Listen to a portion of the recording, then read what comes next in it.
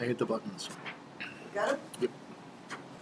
And Summer, can you check the, thank you.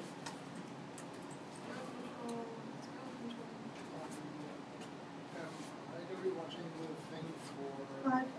questions, or are you going to be doing that? I'm going to be doing that. Is you going to be sitting over there too? Yeah. Did I? Are these? Yes.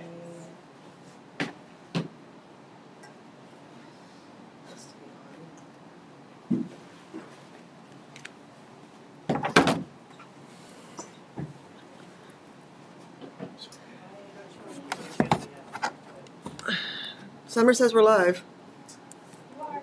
On the YouTubes?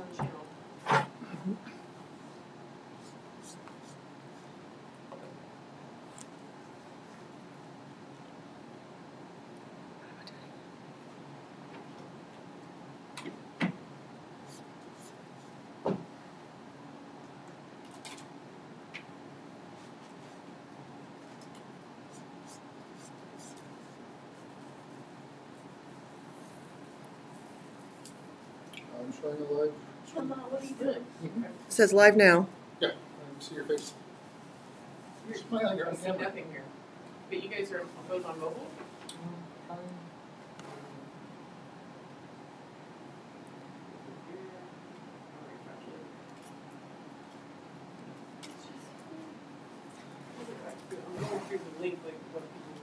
It's moving very slow, by the way. It does run a little behind.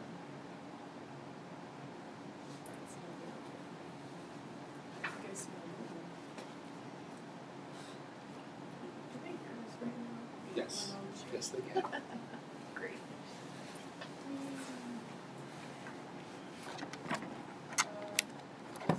5 watching now. Cool. Does that include us? Yes. I think there are 2 of us at least. Okay, well, I still can't see shit.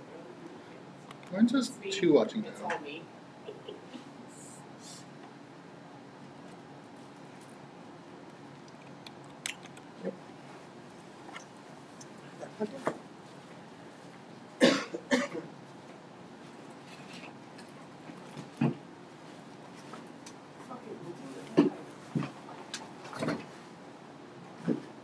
Thought this was the mousy one, but maybe it's the.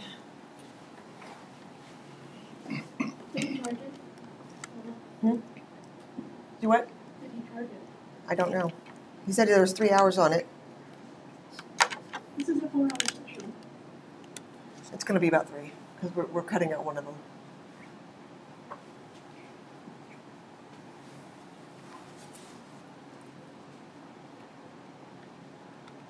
Yes.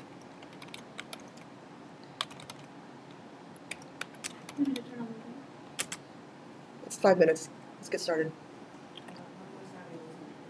Ah, okay.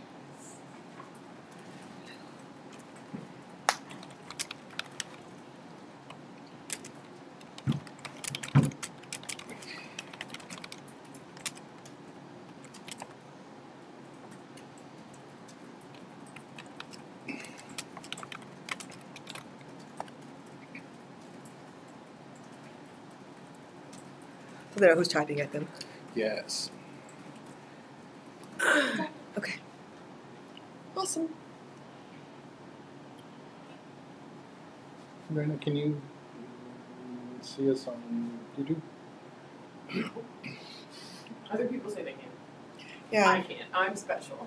I can't. Yeah. This channel doesn't have any content.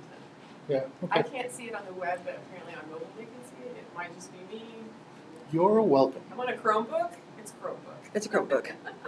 Are you subscribed to the channel? Totally. Weird. Okay.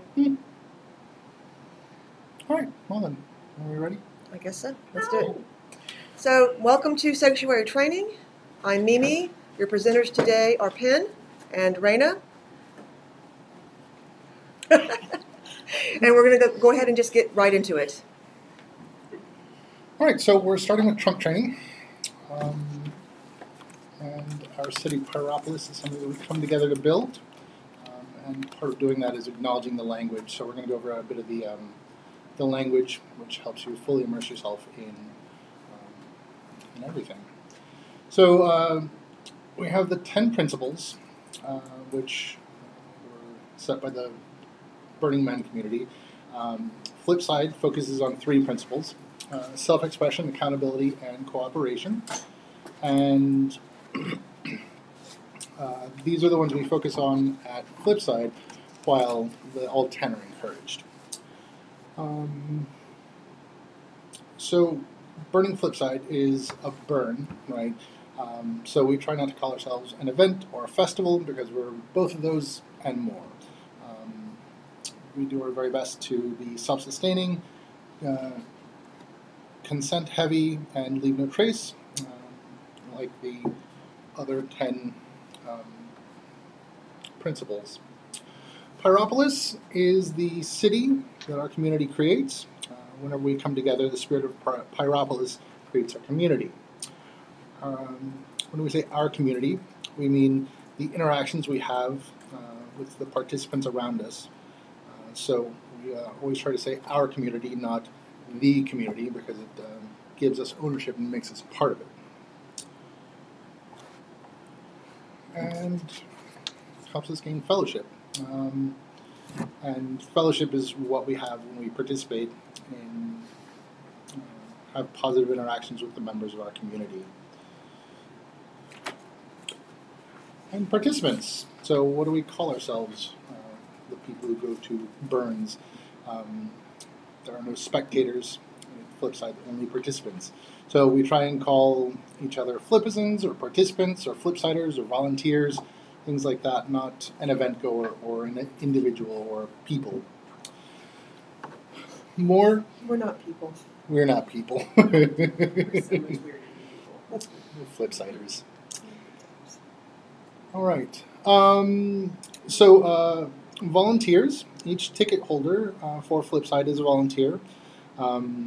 Even if they don't volunteer for something specifically, their ticket money and their time and their interactions all go into making Flipside what it is, and that is how they volunteer. And there are some of us who also do who volunteer for things, specific groups. But that doesn't mean you're better than anyone else. No, it doesn't. That's the point. Yes. And then gifts. We are a gift economy. And when you're interacting with a volunteer, consider their time and your time to each other a gift. Also, thank you so much for coming and being a part of this. Thank you for being a volunteer. We are really, really grateful.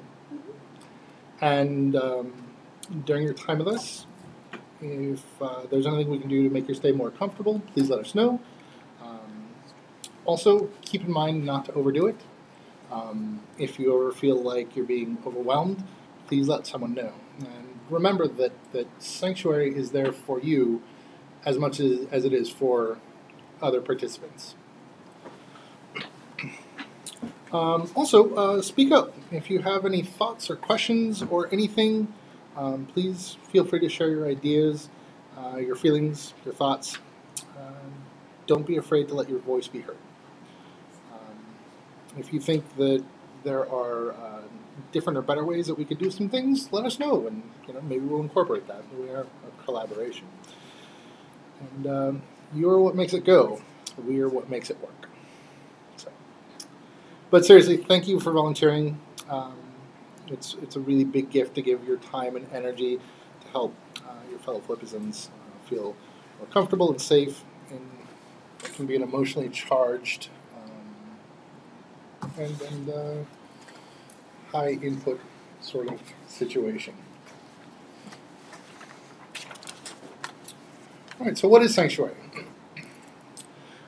Sanctuary offers Flipizens psychosocial support, and we're not here in a professional capacity, but it is a safe, comfortable, and private space for participants that need a caring listener or a low-stimulus environment. So, yeah, people who are overstimulated and freaking out. And it's a place where people can go to regroup and gather themselves and that's what we try and do, is help people regroup, gather themselves. And our job is to help participants by being an ear, holding space for them, letting them talk or cry, or even go for a guided walkabout. If that's what it takes to get them back on their feet and what they need, then that's what we're going to do to help them get there. Because we're here to help participants get grounded again and help them walk through their difficult time. That is our gift to the community. So we want to help people get in better headspace so that they can get out and enjoy their burn. And that's what we're here for, right? So a little bit about Sanctuary and the way it's set up. Sanctuary's infrastructure, we start out with listeners, and they are the majority of the volunteers for Sanctuary, and they're the ones who primarily help the participants who come in who need some time and help. Each listener is expected to work 2 6-hour shifts, so 12 total hours.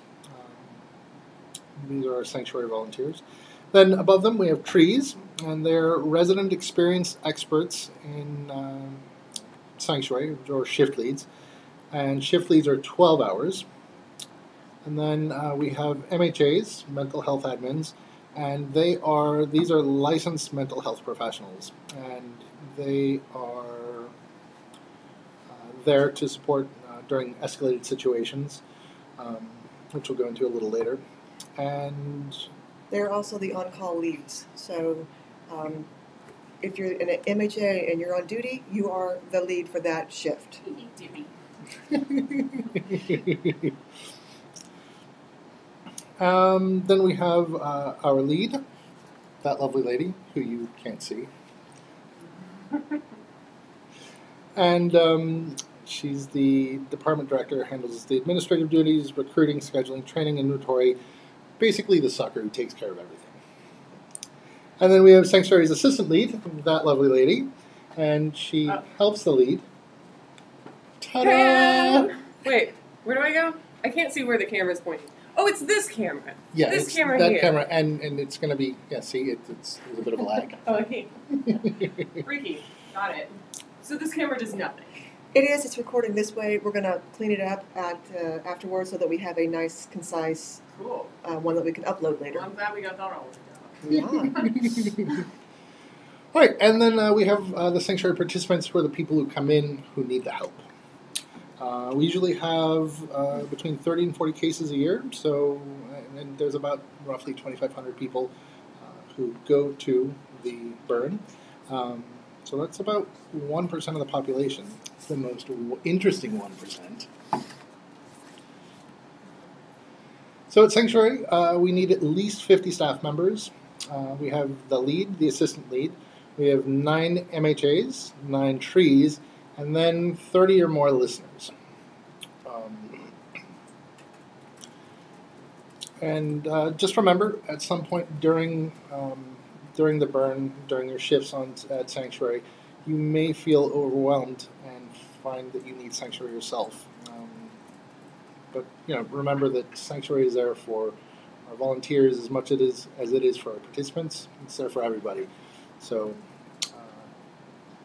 yeah, if you feel triggered or anything, let someone know and get some help. So, because you deserve it too. Training expectations for Sanctuary. Everyone has to do the trunk training, which is this training now. Then we're also going to have active listening and ground control. And then we're going to be sending out the comms training. The radio? Mm-hmm. All right, so and then we're going to be sending out the radio training. And are we sending out ICS as well? Yes, we've got a video. One of our MHAs did a lovely video of ICS protocols and what it means and how to do it. So I'm going to send that out as well. Perfect. All right, trees and MHAs are required to do all of this training, plus the MHA and tree guide. And then leads are required to do all of that, plus have lead training, which must be a special slice of something. Okay, so on to how to provide support. Your training is be on fire. Special slice of something. So how to provide support. So we want to, optimally, we want to have as many listeners as we have participants. And the number of participants admitted to Sanctuary should never exceed the number of volunteers that we have staffed. There will always be at least one tree, one MHA, and at least one up to 5 listeners on duty at any given time. Of those there, 1 volunteer with a radio must be in Sanctuary at all times. Usually that's the tree. Generally speaking, that is the tree, but not always. Not only, not. What's that? Somebody's going to drive the cart. So volunteers don't always have to stay in Sanctuary the whole time. You can, if you speak with someone and get okayed, you can go for a walk or a ride in the cart or the tree driving. The listeners interact with any participants that visit Sanctuary. The tree oversees the paperwork and ensures that the Sanctuary participant is documented. The tree is also responsible for ensuring the Sanctuary space is kept tidy, free of hazards, and stocked with water and supplies. And the MHA provides support in escalated situations. The tree can call the MHA on the radio, and they will take charge when they arrive. While on shift, this is kind of important. Wear your gear. Volunteers are required to wear their ID blammies and their T-shirts on shift all the time.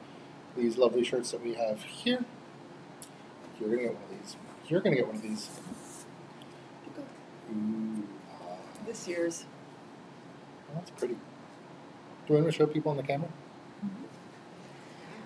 So, this year's, and this is our logo for the year. So wear your gear. Be sober. Be at your baseline. So if you have any medications that you take your medications, but try not to be altered in any way. Bring a water bottle. The cups in Sanctuary are not for you. That's how we run out of cups. Oh, with the fist and everything. She feels strongly about this, apparently. So bring a water bottle. Greet each participant in the fashion of our people. So something like, "Hi, my name is Penn. Welcome to Sanctuary." That's important because they may not know where they are. True. Welcome to Sanctuary. You're in Sanctuary. Welcome. That sounds like the voice of experience. Sure enough. No, you're still in Sanctuary. We haven't left yet. Excellent. So at least 2 volunteers on each shift must carry a radio. If you go roaming, if you leave, you also need to have a radio. But you don't have to have a radio while you're in Sanctuary doing your thing. But at least 1 volunteer does need to have a radio in Sanctuary. Also, please be professional. You're wearing a shirt and a lamb that represents the entire community. Sanctuary is a part of the support structure for the entire burn, and when you're wearing that stuff, you're basically a representative of all of that. So don't be a dick. What she said. Be nice, don't be a dick, and I better not see you blaze up in that shirt, you idiot. Don't do that. Or at least somewhat professional.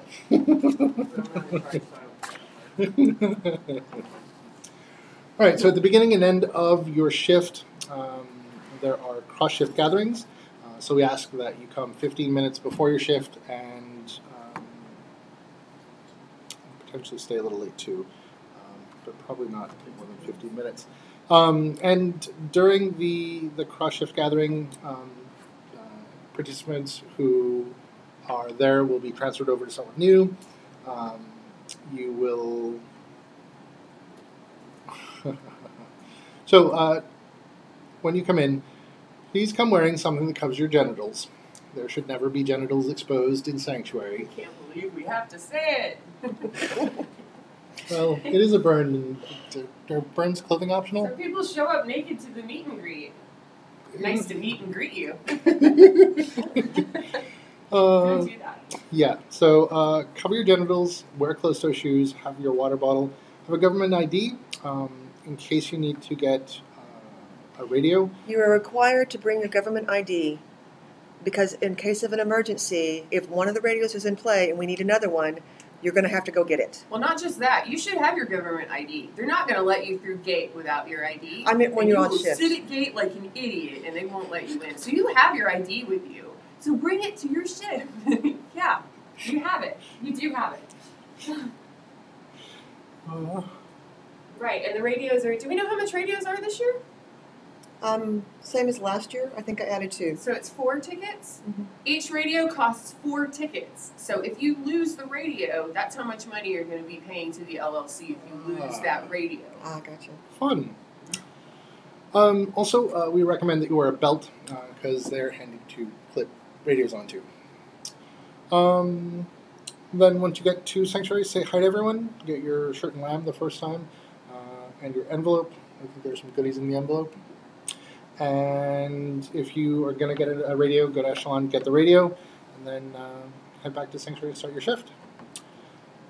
And at the end, for the last 50 minutes, complete any incident reports, pass over open incidents, and just make sure that you get permission from the tree to leave before you go. So that, we know that you left and didn't just wander around. Please don't just leave. Where are they? Let's sit down and search party. They will send out a search party. All right, so basic support. Accept everyone. We accept everyone into Sanctuary. Introduce yourself and let them know where they are. You're in Sanctuary. You're still in Sanctuary. Listen to the participants' issue. Offer amenities. Only offer 2 at a time. Don't offer more than 2 at a time because a lot of times they're in a disoriented space or a difficult headspace, and a lot of choices is just going to further confound them. How would you like to sit down? Would you like some water? Beyond that, they may not be able to do anything. But once you get those 2 down, you can offer more stuff. Yes. Offer 2 at a time. We have more amenities. Just don't offer all of them at once. Yes. And don't overwhelm them. If there's 4 people in Sanctuary and someone wanders in, don't all of you jump on them. Oh my God, there's something to do finally. Yeah. Don't all of you go, hey, you want some stuff? Do you want to go to the AC room? Do you want to go look at the art piece? Let's look at the art piece. So take it slow. They'll let you know which person they're going to gravitate to because they'll lock onto the person that they want to interact with and they'll wander up to you, and that's when you can say, "Hi, I'm XYZ. Welcome to Sanctuary. Would you like to sit down?" Great for me. I know. I was just thinking that. I want to write it down. Tempting.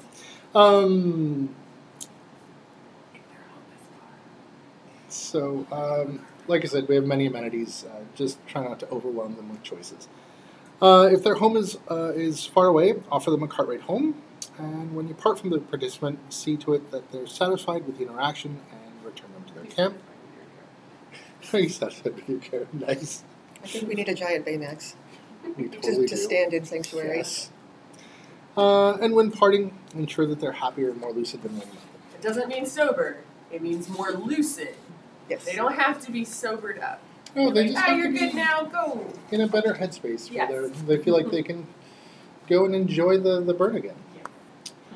All right, so case flow typically goes like this. You ground, you assess and establish trust with the participant, and you start your paperwork.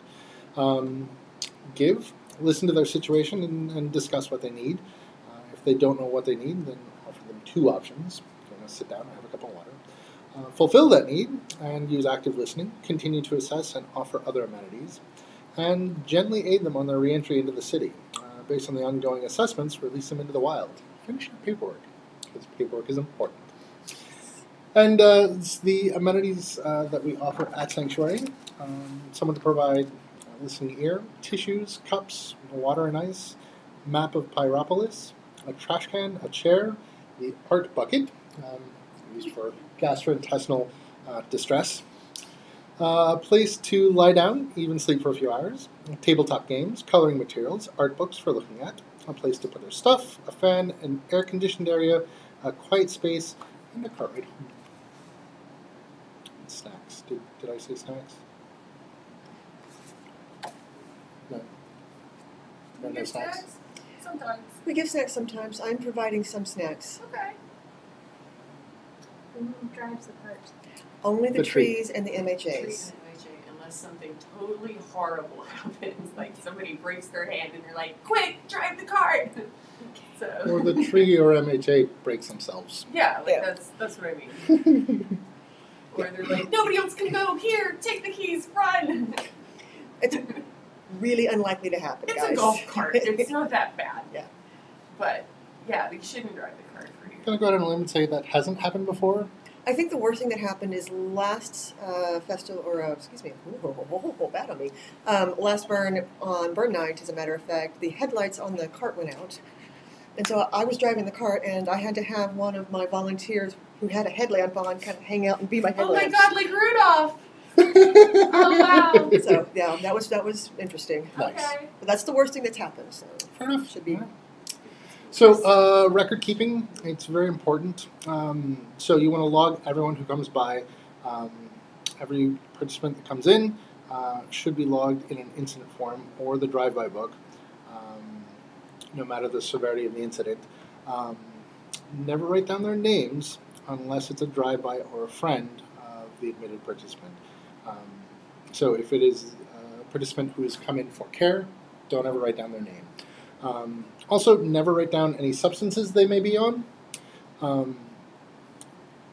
Incident forms should never have either of those things written on them. A name and how the participant is altered, if they are altered, is confidential. If couples come in, put them both on the same form. Try to be accurate. The most important things that we need are the participant's description, what camp they came from, the time of day they came in, and what happened during your interaction. And their description, we need to know what they look like and where they live if we need to find them again later. Be detailed. Please try to be as detailed as possible. And complete the form as though you're telling a story. If the story requires more room, there's extra paper available. And we love to read these afterwards, so be as detailed as possible. Be like, "Gorgeous man wandered into sanctuary with tattoos like I've never seen." Be as detailed as possible. You have time to sit and write this thing, probably. So, make it an art piece, if you will. We read these later. Nice. That sounds awesome. So the reason why we keep the records is for the information for other volunteers and leads. Drive-bys. We get a lot of drive-bys, and they are people who don't necessarily need to be at Sanctuary or get help from Sanctuary. They're just passing through. Some examples are, I'm looking for a friend. Their name is XYZ. XYZ. That's a really good burn name. So if someone comes by looking for someone, never ever tell them that yes, they're here, or no, they're not. Even if they are, always say, I'll find out what's your name, because the participant in Sanctuary may not want to be found by the person. Right. That They person, came here to get away from that guy, and now he's over here? Yeah, that's Now not he's going to happen. asking to see me? Also,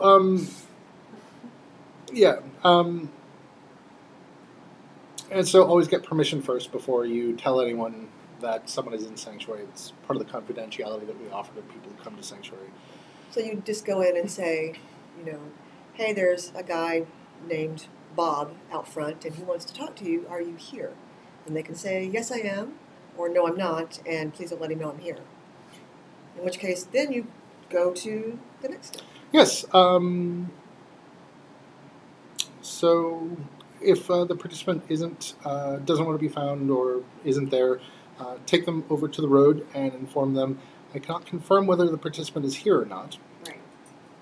So if this happens, 2 volunteers should be involved. One person is walking that volunteer over to the road and be like, hey, let's walk over here a second. I'm just going to talk to you and be like, I don't know if that person's here. The other volunteer is going over to rangers and telling rangers right away that Yep. there's some guy here, he wants to see a participant that doesn't want to see him, and we just want you to know about that situation. If you can help with that, maybe nothing will happen, but we're just letting you know.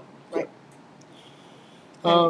And if the person pushes back when you say that that you can't confirm whether the participant is there, then get rangers. Yeah. And like I said, a participant's whereabouts in sanctuary are confidential, and you have to get permission from the participant before admitting any guest or letting anyone know that they're there. Other drive-bys, we get the curious. People who are not really sure what sanctuary is and see the pretty lights and say, hey, what's this place? And we do have an art piece this year, so people will be stopping by at the art piece. Yeah. And those are people that may not even talk to anybody in sanctuary. They might just sit at the art piece and meditate for a minute. And you may not necessarily have to write that down as a drive-by, but you could, if you wanted to, just use discretion or however much time you have on your hands. But if you feel like the person just sat down at the Lotus, chilled for a second and left, maybe you don't have to document that. Probably not. Yeah. Yeah. Yeah. If you're really bored, you can say Lotus Watchers and then start just doing Just little taking tick it off. marks. Blue pants, red shirt, black pants, whatever. Whatever. Blue and black pants? Both at the same time? Yes. Wow. That's quite the costume.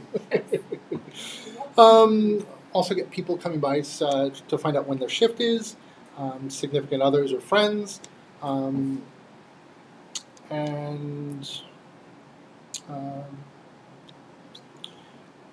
so, like, for example, Raina's husband, Elon, came by. That guy in a dress is back here for you. That's what they told me. I know. Perfect. If you get repeat visitors, you don't have to do another entry for them. Just start tallies by their name. Okay. So we're here to keep our community safe. Each drive-by must be documented. Questions, thoughts? Struggling to stay awake? So that's the main bit? Oh, well, there's still some more. Confidentiality. Yeah. Confidential. Yeah. Confidentiality triggers. And, yeah. So confidentiality is part of our gift to the community. We must protect every participant's privacy.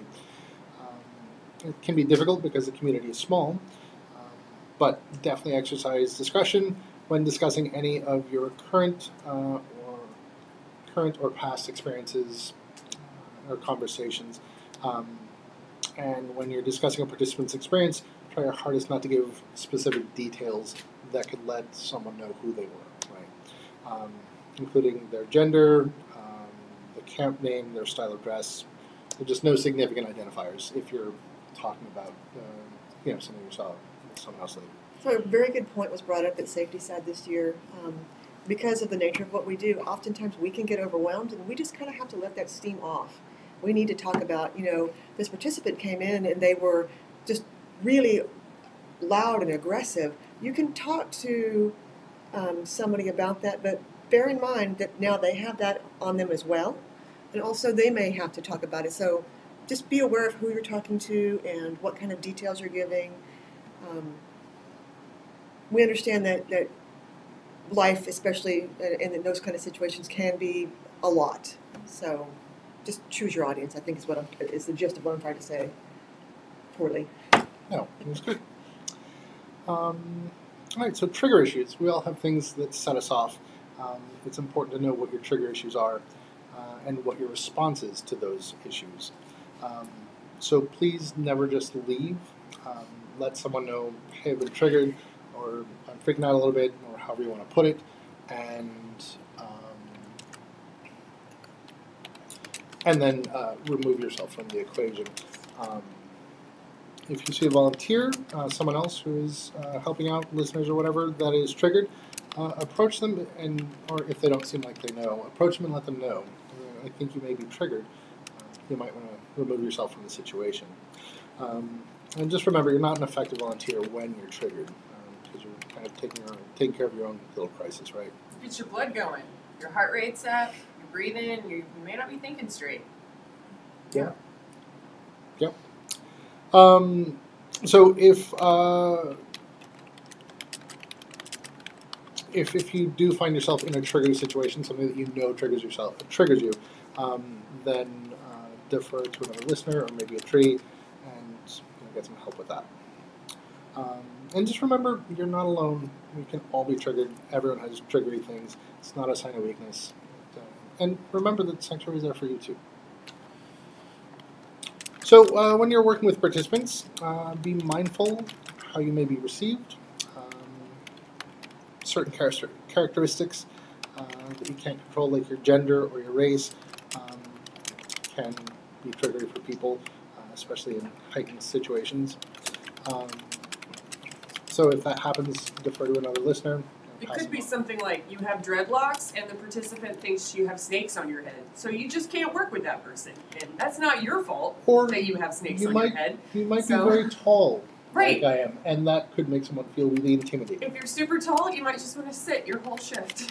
Sorry, but you might just want to sit your whole shift. Yeah. Yeah.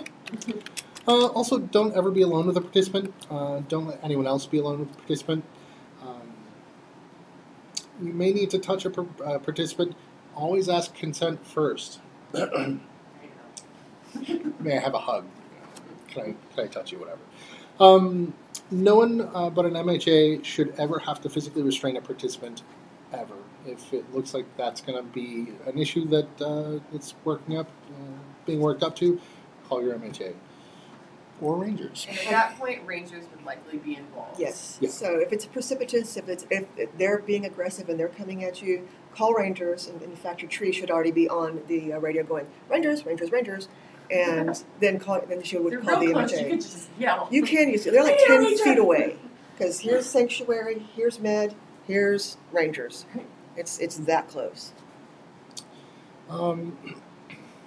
And if a participant in your care ever becomes violent or expresses violent ideations, call your MHA, and the MHA will call khaki and have a couple of Rangers come out to help.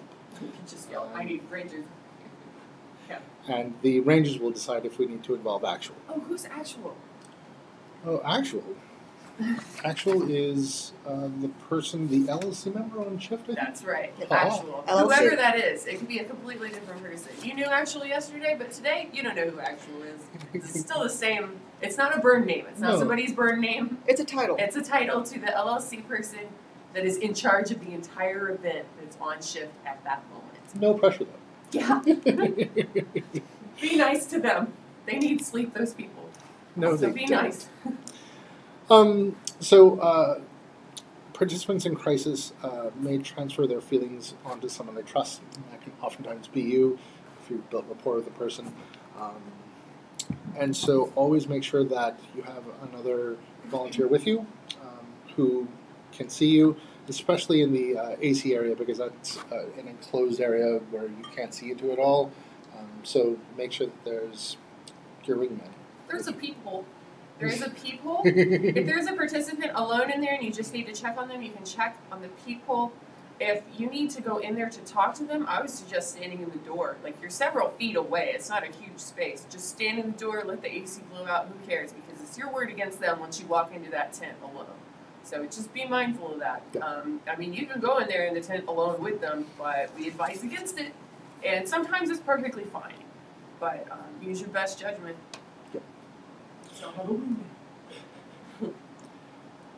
So, how do we work together with the other teams? Kind of like this. It says Rangers help, pets treat, Sanctuary soothes. Kind of like that. It's clever. So when to involve other teams? If someone indicates that they are altered in any way or they appear to be altered, they need to be cleared through pets. So walk them over to pets, or have someone from pets come over to Sanctuary to assess them. But the Pyropolis emergency team. You can also just call them medics. And it's really a good idea to not say, hey, it looks like you're altered. We're going to have medical look at you. They're like, oh my God, is there something wrong with me? So you could be like, hey, it sounds like you're having a good time. I'm going to have my friend come over and we're just going to hang out a little bit. You can call pets your friend. Like, my friend, let's walk over here to my friends. And they may not even notice that their pulse is getting checked right now, that they're checking their breathing, that they're doing all this stuff. They may not even notice. So saying that it's your friend over saying we're having medical look at you because you took too much of something is preferred. So just throwing that in. And that being said, sometimes people like to hear that medical is checking them out because it gives them a sense of, oh, things are being taken care of, I'm going to be okay. Right. So that's part of that active listening, going and assessing as you go, doing and assessing as you go. Perfect. If a participant reports they don't feel well, they can't breathe, they're considered a medical case, and they need to have pets assess them. If the art bucket is activated, take them to pets. Try to do it. Try to do it Before. the bucket's activated. Yeah, You saw they were about to puke, and you just let them lay there. Sometimes it can't be avoided, and pets are like, I don't want that in my area. You guys already have him over there. It's fine. He's got a bucket. It's fine. So No, push back. yeah. Push back. Yeah. So if the art bucket might be activated, take them to pets.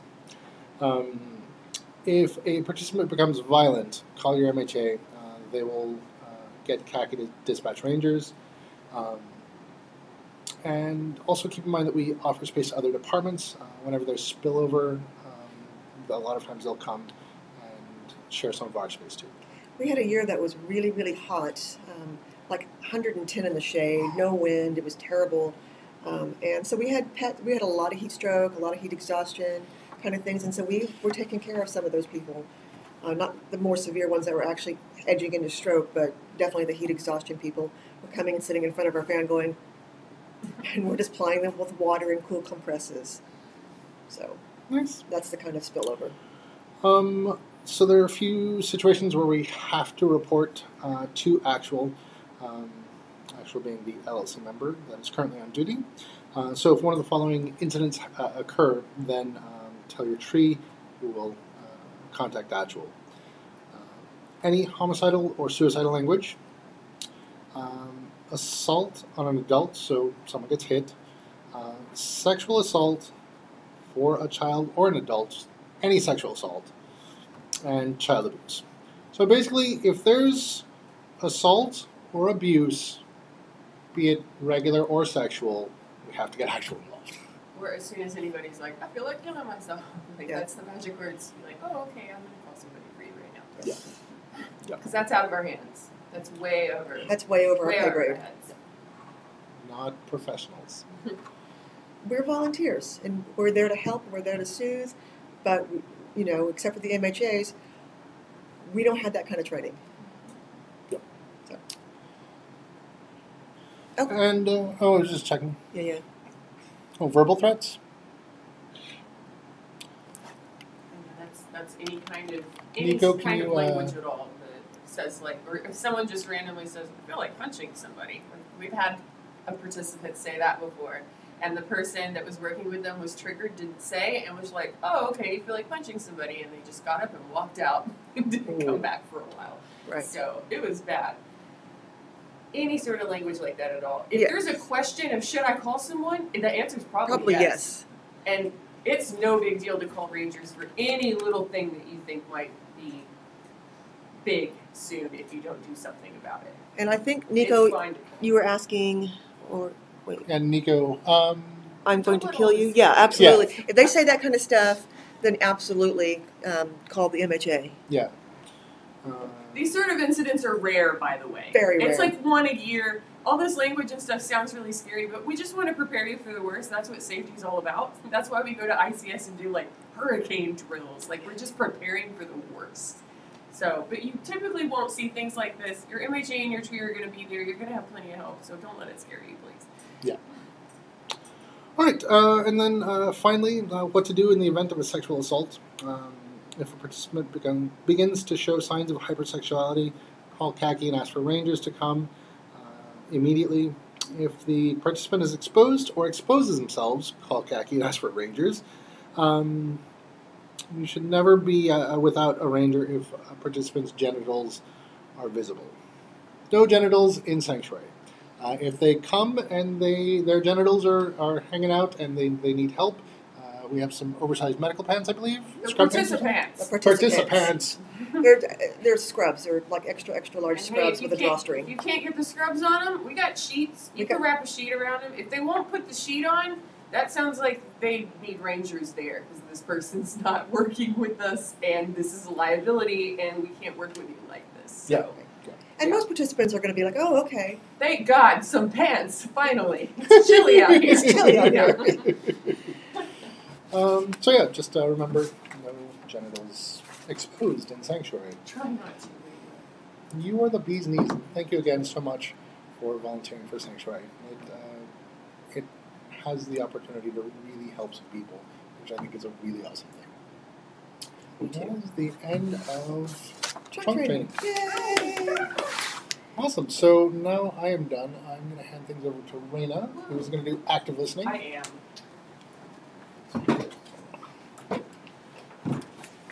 I'm going to read off this computer here.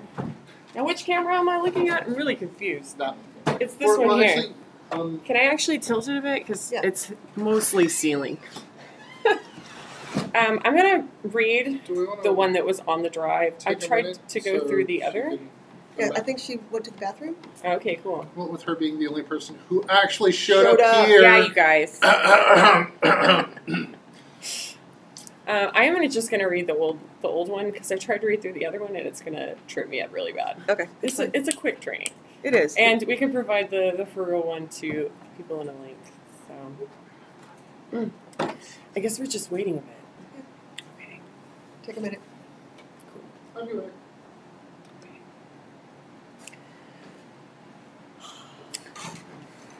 We're professionals. Yeah, we're very professional.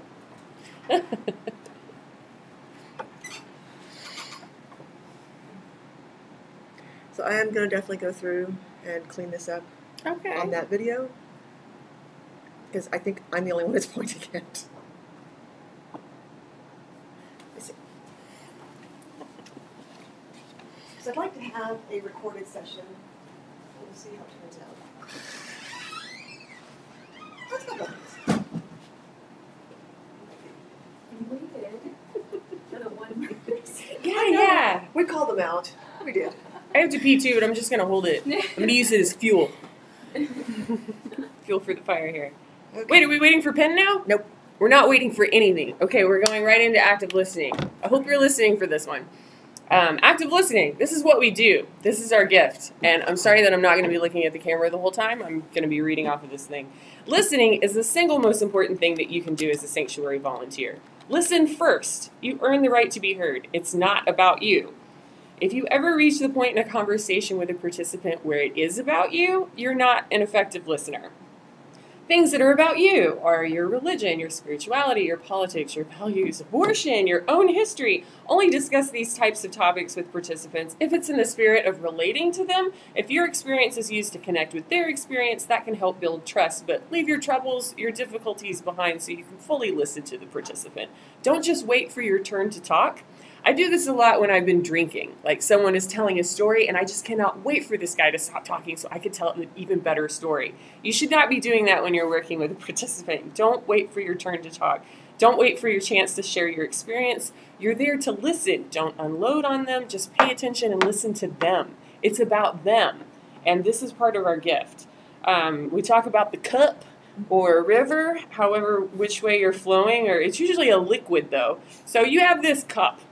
And it's full of your stuff, it's full of your baggage and your life and your thoughts and your feelings, and you walk around carrying this cup every day. And as a volunteer for Sanctuary, when you work with someone, you need to empty that cup of all your stuff and hold it out for them so they can put their stuff in the cup, and you can help carry that weight. So when you part from the participant, it's important to then empty that cup.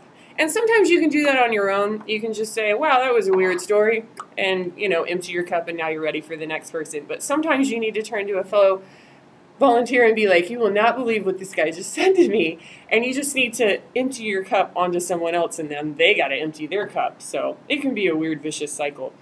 But think about your cup or your river, if you will, and see how it can flow for you and how you can take all of these intense situations and turn them into something positive. So how to actively listen. Comprehending. This is common sense, you guys, but here we go. Pay full attention to the participant that is speaking. Look at their face while they're talking. Listen to their body language. Is the participant speaking very quickly or very slowly? Do they appear agitated or sluggish? Are their eyes focused on you, or are they looking all around the room? Step 2 is retaining. In general, humans store and retain information when they use it immediately after receiving it. So try repeating back what you just heard. This is called reflection or restatement, and it can allow you to be more effective at grounding the participant. For example, you meet someone new, they tell you that their name's Bobalicious. You shake their hand and say, "Hi, Bobalicious, nice to meet you." Someone tells you that they're stressed. You can respond with, "So what I'm hearing is that you're stressed."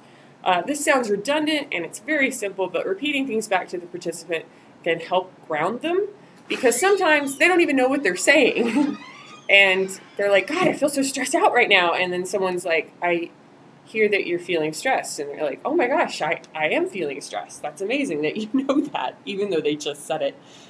Step 3 is responding. Use reflection or restatement. What I'm hearing is how you could start a lot of sentences. Repeat back exactly what is said, especially with disoriented participants. What I'm hearing is that the trees are talking to you. Or you can restatement. Repeat back what you believe the participant is saying, but in your own words. This will give the participant a chance to correct if necessary, so they can feel that they were heard. When restating, keep it short and simple to help with clarification. While they're speaking, you can nod your head and make agreeing noises like "mm-hmm." That lets them know you're listening. Open questions. Open questions are questions that do not elicit a yes or no response. They can be phrased as a query, like, "How does that feel?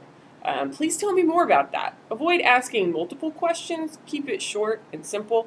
Focus on one topic. Don't try to cover everything. Observe and respond to their responses. Try to avoid why. This is usually rhetorical. They probably don't know why. When you ask a child, like, "Why did you take cookies from the cookie jar?" They're like, "I don't know. I don't know." So don't ask why.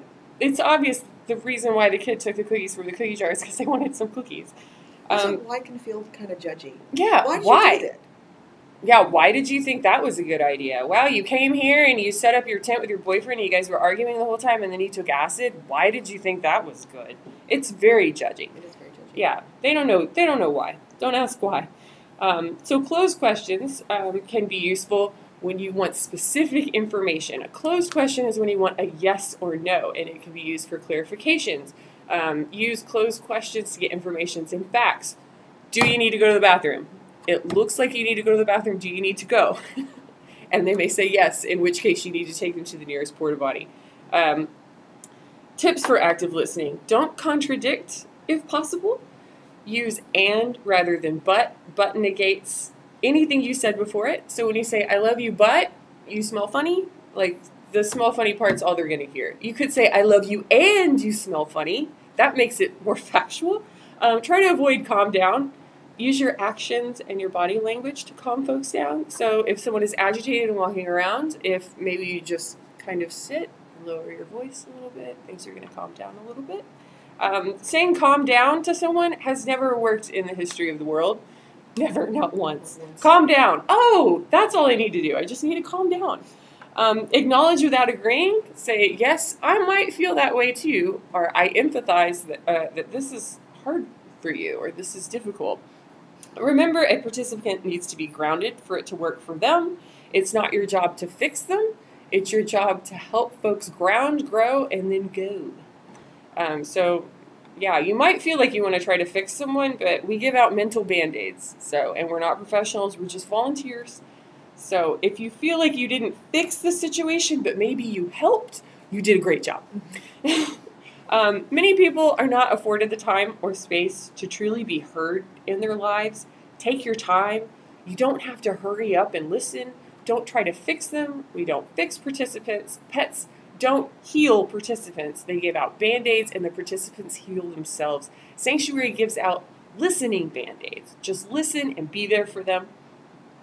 And then there's an exercise here, which we're not going to do. Because we don't have enough people. So that's the end of active listening. That's a very good one. Thank you for actively listening.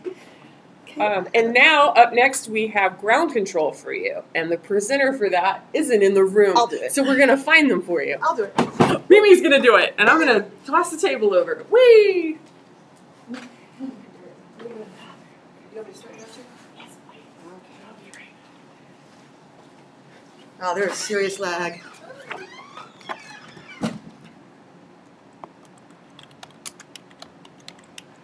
So usually I don't do the presenting because I have some pretty severe social anxiety, but when it's just a small group, I think I can do this. All right, ground control.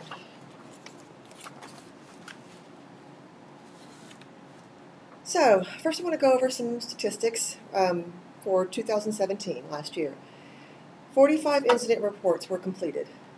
Of those 45, 29 were experiencing emotional distress, 25 were feeling overwhelmed, 22 were disoriented, 14 were a PETS case, a medics case, 5 had ranger involvement, we had 1 with a sexual element, there was some nudity, and 3 involved violence or confrontation. Now if you add up those numbers, that's obviously way more than 45, but a participant can come in with multiple symptoms, and we log each of those kind of on the same paper, but we count them. So you came in emotionally distressed and disoriented, and you were violent. That's one incident, but that's 3 separate things. So one of the things I want to really say I appreciated was that our documentation last year was perfect. It was excellent. Thank you so much for stepping up your documentation game.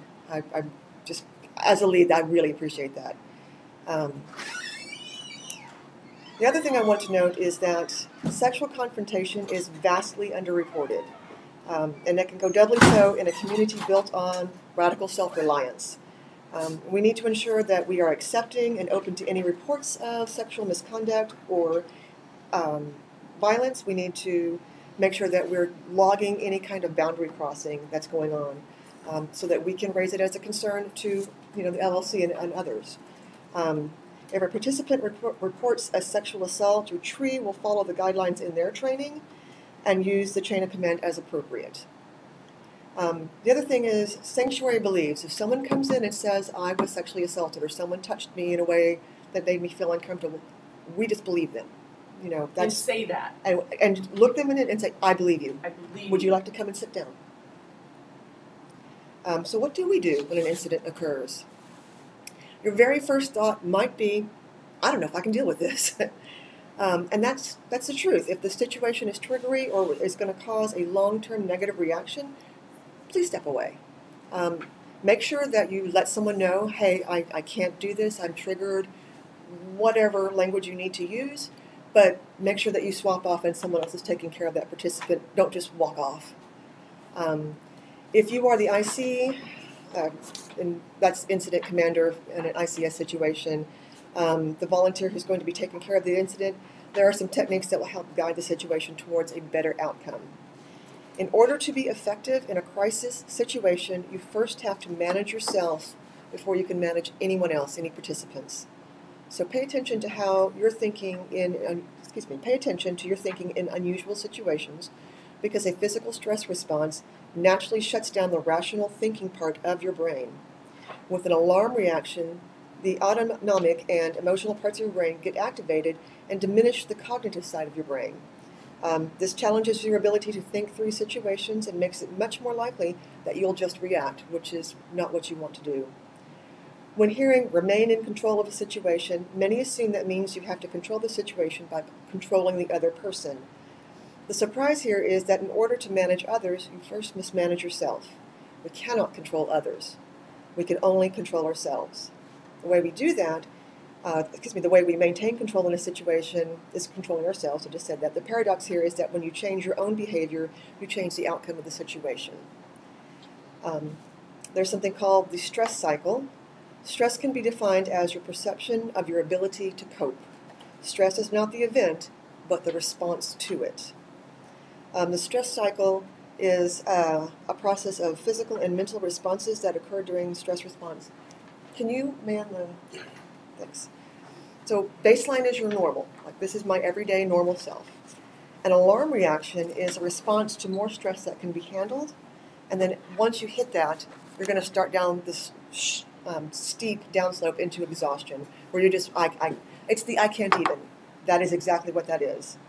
An alarm reaction is our survival brain taking charge, intentionally shutting down the thinking brain, causing a response of freeze, flight, fight, or fright. One response does not fit all.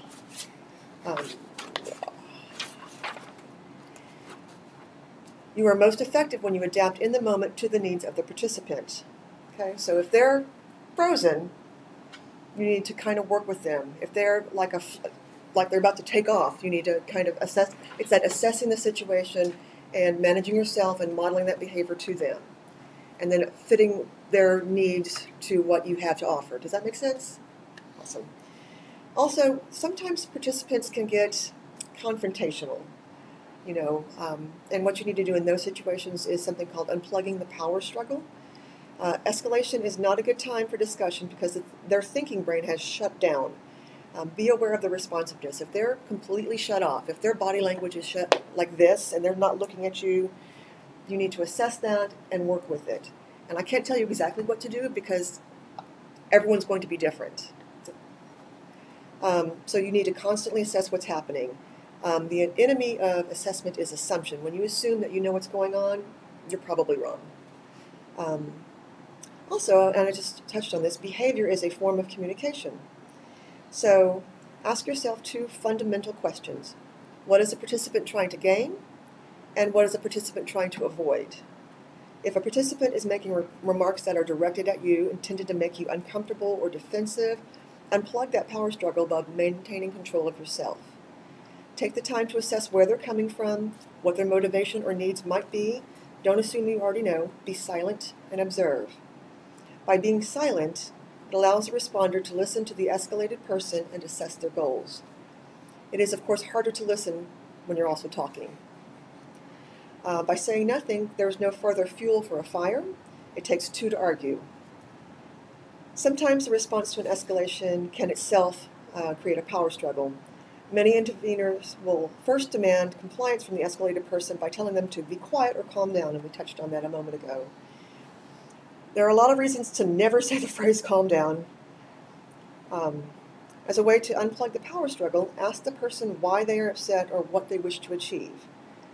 Your question, together with a demonstration that you are listening, signals to the escalated person that you're interested in supporting them.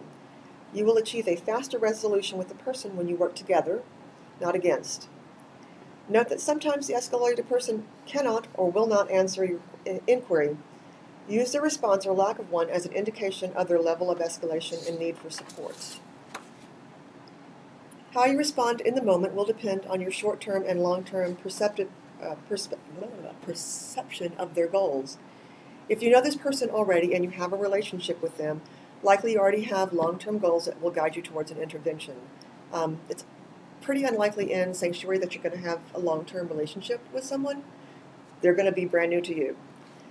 So in the short term, you always want to shift the situation to long term. So they come in escalated and you get them settled and you get them a glass of water.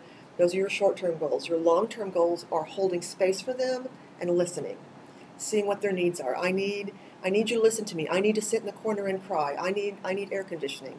Those are your long-term goals. Get those goals moving. If they need to be medically assessed, that's definitely a short-term goal. If you don't know the person, you may choose to shift it. I'm going to skip that. There's a lot of extra stuff in here, and I'm going to send out the documentation that this comes from because it's a really good piece of documentation that covers how to de-escalate almost any situation. So, de-escalation techniques: remain in control, physically and mentally, support anywhere, anytime with any issue, avoid the wrong response, which can make the situation worse. Just don't do the wrong response. Just don't do it. It's like, that's the wrong response. Nah. We're just not going to do Not that. gonna do So be aware of your fine. body language and stance. 90% of communication is nonverbal. Create non-threatening postures. So no hands on the hips. Or even one hand. Or even Your one little hand, teapot. Nobody needs bitch wings. No one needs bitch wings, yeah. Stay to the side of them. Like, if you're talking to someone, kind of shift a little to the side so you're not doing the direct head-on kind of thing. Never turn your back on them. That's for a variety of reasons. That's for your safety. That's so you're telling them, oh, I'm just dismissing you. Back away like they're royalty. Yes. Give them some physical space. Some participants consider, proximity a threat. Don't be all up in their grill. No constant eye contact. Allow their gaze to wander. Don't keep doing this, trying to keep their eyes on Get you. in their face. Height can be threatening. If you're a participant and you are, 4'0" and the listener that you want to talk to is 6'8", 6'8" listeners, sit down or kneel or whatever, but get down to their level. Yeah. Don't do this. That closes you off to them. Don't cock your head to the side and look bored. I've seen, not in sanctuary, but in other situations, I've seen that look, and that's the look that says, I'm waiting for you to shut up so I can talk. Just be pleasant, keep kind of an open, relaxed face, kind of let your jaw be relaxed. I think in yoga, they say soften your face. Soften your jaw. Soften your jaw. So just try to be aware of what your face looks like. If you have RBF, think about maybe half smiling a little. Just because if your face is stern all the time, it can be a little off-putting. Resting bitch face. You may not know always exactly what to do, but these principles can assist your actions in any situation. So, meet the needs of the participant you're helping. Meet their individual needs in that moment, as well as those long-term goals we discussed. Show respect and dignity towards participants, no matter what this participant is calling you or how they're inconveniencing you or what. Or what stupid thing they did. Just treat them with dignity and respect. It's not going to harm you, and it's certainly going to help the situation. Maintain the safety of everyone concerned. That's that whole keep your wingman in line of sight. Make sure, like if they're with a participant and you're over here, just kind of keep an eye on them. Make sure that everything's going well. If you see the situation getting tense, kind of wander closer, casually. Don't walk up, but wander closer, casually, and sit down. Hey, how's it going? Everything okay? That kind of thing. And if you see the situation start to escalate and you have the radio, just step out to the road. Ranger, go for sanctuary. And that's one of our calls. At any rate, how do you always have the right response? And those are the three things we just talked about. If you ask those questions, will it meet the needs? Is my response respectful and dignified? Does it maintain safety for everyone involved? If your answers are yes, that's probably the right response. If your response does not meet those three goals, that's probably a wrong response. Remember that responding wrongly is likely to increase the escalation of the situation, which decreases everyone's safety and certainly does not meet the needs of the participant that's there for your help. So, any thoughts? Any questions? We really ran through this fast because when we had the one person, usually we have lots of interaction and back and forth, so these can take a lot longer. Sorry, did you say when the meet? You guys said meet and greet. Yes, and so now that I have all your attention, usually we do the meet and greet on Thursday. Yes. Let's say Pick a time. 6 o'clock. 6 Sounds o'clock on great. Thursday at Sanctuary. 6 p.m.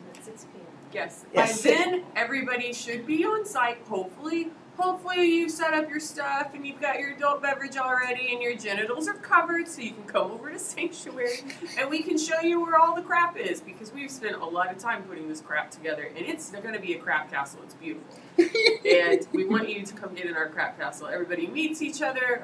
There's a little speech. We might do a quick little training. Momo might present some stuff because she couldn't be here today. Okay. And we just want to get you oriented with the space because we don't want you 15 minutes before your shift to be like, crap, I gotta go to the Sanctuary. Where is it? Where is Sanctuary? Right. You Where's can the water? Where's yeah. the cups? Where's Crap, the when art was my bucket? shift? I didn't write it down, but I knew what it was before I got here.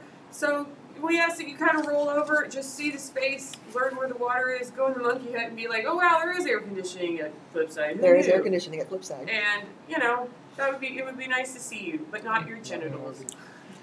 So yeah, come over to Sanctuary at 6 o'clock, and also that will give you a chance to see your other volunteers and get to know their faces, so that when you say, "Oh, I'm going to be on shift with XYZ," and I remember them from the meet and greet.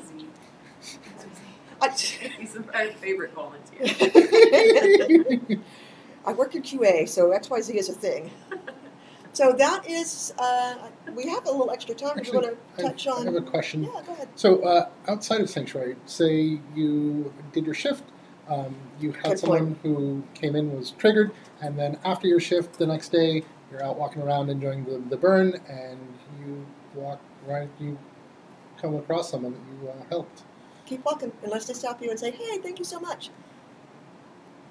Yes. Just So keep mental walking. health professionals in for real life, in reality camp, they're at the grocery store and they run into the guy that, typically sees them once a week and pays them to be dude's counselor, that he doesn't even look at him. He's just going straight for the canned corn. Like, just pretends the person isn't even there. Yeah. If the person comes up to them and they're like, "Hey, doctor so-and-so, it's good to see you," maybe he'll set down his can of corn and talk to the guy.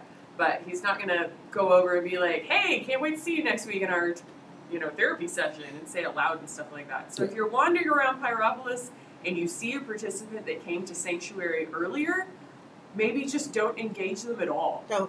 If Because they that's come part up of the to you and confidentiality. say, Yeah. "Thank you so much for what you did for me in Sanctuary," and they announce it to everybody around you, that's okay, that's on them. But you didn't say anything, and you could just be like, "You're welcome." Oh, and speaking of walking around Sanctuary, walking around Pyropolis after a shift, so you finish your shift, take your shirt off Right. and your lamb off, and then put your regular clothes on if you're wearing regular clothes. On your first shift especially, you will have your shirt with you most likely, because you do not get your shirt until you come to your first shift. It's Right. kind of incentive to come to your shift. We're not going to give you your shirt without coming to your shift. So you roll down there, hopefully with a shirt on, maybe, I don't know.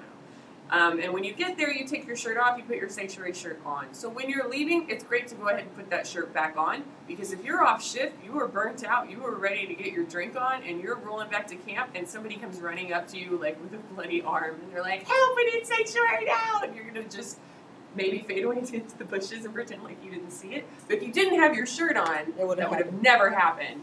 So just robe before you leave, I guess. Yeah, just make sure you take the uniform off before heading back to camp. Please. And if you really, really can't help it, if you have to roll down the street in your shirt, even though you're off shift, you are still on shift so long as you're wearing that shirt.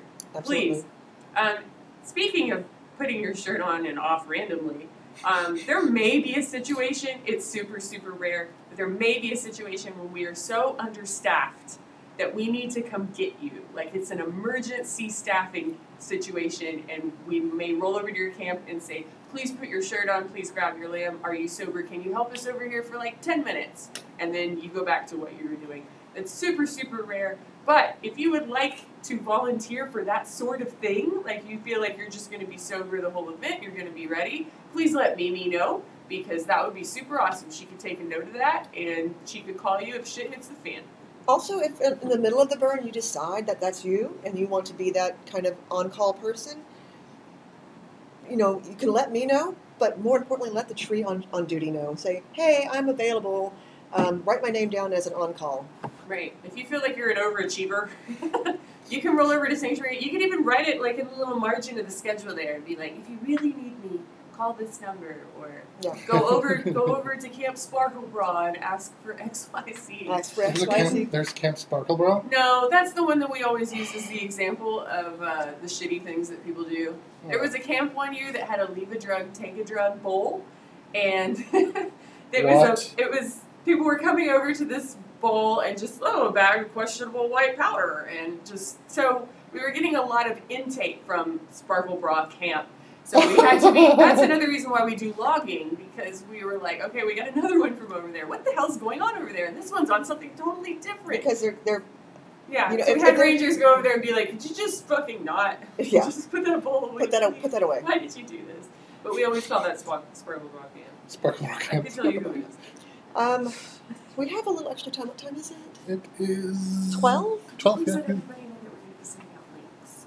Yes. We were asking. We are going to be sending out links to the training. We're also going to include the video, and we're also going to include Training quiz. the training quiz. Thank you. Everybody's Links. required to take the training quiz. You are required What? to take the training It's quiz. a super, super quick quiz. And it's mostly common sense. If you didn't even read the training, like an asshole, but you want to take the quiz and pretend like you got trained, you might do okay. We would really suggest that you read the training At before least you read the come on training. shift Yeah. for your own safety. And we will have copies of the training, all the training at Sanctuary. Right. So in case you're like, I really need to remember how the comms work. So you can look that up. A question. Yeah. What if you aren't going to be there Thursday for the meet and greet? Just show up earlier for your first shift? Yeah, or you could roll over anytime at all. Roll over there and be like, "Oh, this is where Sanctuary is. My shift's tomorrow. I missed the meet and greet. I'm just here to meet and greet you." Right. Does that answer your question? Good question, Meredith. Thanks. And, you're doing great. Hi, Blythe. All right, so let's.